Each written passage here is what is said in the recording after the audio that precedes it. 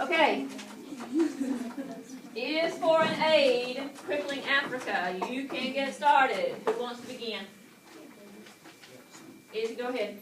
Alright, so I was on the side of it does help Africa, and what, kind of how I want to start it off is the girl in the video we watched about AIDS that was walking to the clinic to get the medicine. Do you think she thought that the foreign aid was a bad thing? No, because it helped her get the money she needed for the drugs and stuff, but it kind of also made her dependent on whoever country or whatever country gave it to her, because if they run out of money or run out of supplies, then she's going to be back in the same spot she started. Right, but without the medicine she would die. Yes. So, I mean, I'm in the middle. In some ways it will help them. In some ways it kind of won't. Well, it has to go through the government first. I mean, it's a long trip from the government to people. I agree with Kara, like, I'm kind of in the middle because, QR code 2, it said more people live on less than $1 each day due to foreign aid, but this website I went to, it said, foreign aid is helping Africans because they're using the money to send clothes to poor Africans that don't. But it was like it wasn't long as long ago as we were. We were formed like in the 1700s, and they were just formed in the mid-1900s. So they haven't been forming country long enough to really have a good start. Who? Africa, all the African countries are relatively new. Like South I mean, Africa. South Sudan just became independent. She just said they as a, you can't All the say an countries. entire continent as a they. It's a, I mean, she didn't go back to Because they came independent. well, it's not, they were still colonized before that. I was going to go back to what Mackenzie said about the poor people getting the clothes and all the stuff that they need.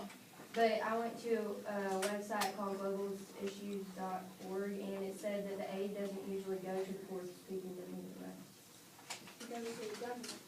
Because, I mean, it's like a funnel. You get it from the, say, Great Britain, and you get it, and it goes to the government, and it becomes less. And it goes to all the people, and it's less and less and less when it's divided up to number of people. Well, foreign aid it's good, in my opinion, but I think we're probably just not doing it the way it should be doing, because like she said, she read that the poorest people aren't getting it, but we have to work together to combine foreign aid with the actual efforts from the African people, and if they're not cooperative, then a lot of it fails. Well, it depends on what country. Because some countries are better off than others because they have the resources enough to support their own countries. But some of the countries that just can't do it themselves need the money more than others. Exactly. So they just come in. And I agree with Isabel, because in the article it says, but if money alone were the solution, we could save the lives of poor people today and end poverty forever. So it's not just money, but it's effort from like everybody. Yeah, and it said, for another instance, they took Cairo in Egypt, because they have a lot of poverty, and it said Egypt cannot be eradicated with a bit more aid. So it's going to take more than aid to make them less poverty. And it talked about in the article, it said, according to the OECD, official development aid to Liberia totaled $765 million and made up 73% of its gross national income. The sum was even larger in 2010, but last year every one of the 25,000 students who took the exam to enter the University of Liberia failed. And, Liberia Civil War ended like 10 years from when 10 years, if we were in 2011, it would have ended 10 years ago, about 10 years ago. And so, in the past 10 years, they're not,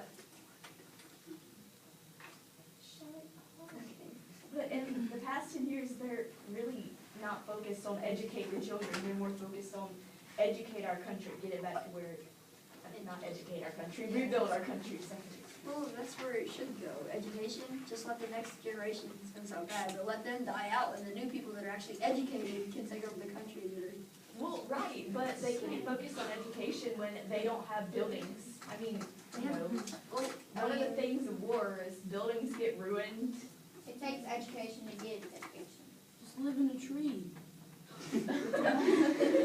A tree that things. They don't have teachers in Africa because when apartheid happened, like most black people, like the grown-ups now weren't educated then, so they don't know what to teach the children either. AIDS is also killing their teachers too. Pulling out generations. Which would mean that you could use some of the foreign aid, instead of just paying all that money, pay some of the teachers to go over there. You know, They should just use like foreign aid as like a cradle, so they can like use it for like a little bit, and then we can like ease off of them. Like we can learn how to walk. Yeah. Cause like your mom will throw you out little by little, but she won't like make you like run 10 miles. She'll like throw you, so she like walk little by little, so you learn how to run.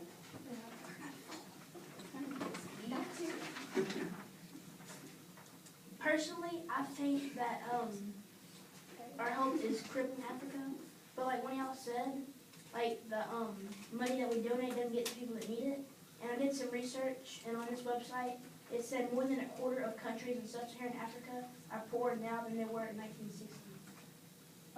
Now, even though I'm in the middle, I lean heavily towards, like, I agree with you because I went to this website called cato.org, and it said most of the money was looted and 40% of it was spent outside of Africa instead of on the Africans that need it.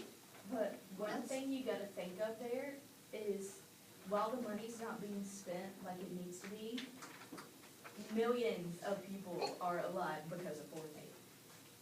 Well, They keep probably dying. more, there's probably some that are dead because of it. Yeah, well, Because they depended, they depended on the money that they got, and then they depended on that money for so long, they didn't do anything to keep that substantial income, so they lost everything. Well, like, the girl in the video, what's she gonna do to afford that medicine? I mean, she's dirt poor, she doesn't have the education to, hey, she has a kid and, like, 5, Or and, she doesn't have the means to just pack up and move to a city, get the education and get a job. I mean, that's where she is.